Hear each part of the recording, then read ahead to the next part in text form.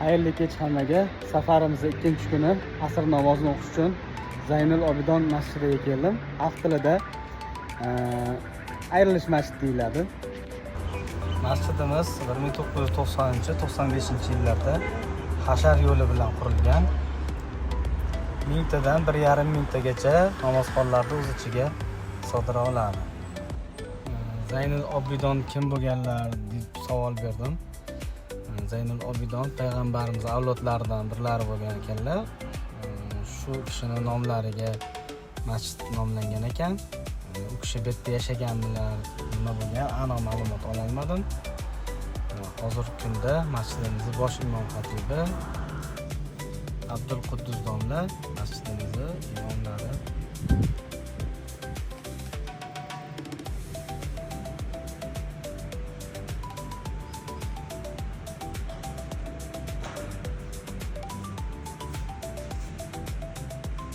Shu bilan safarimizni ikkinchi kun asr namozi tugadi. 8-masjidimizda asr namozini o'qib, keyingi masjidga yo'l oldik.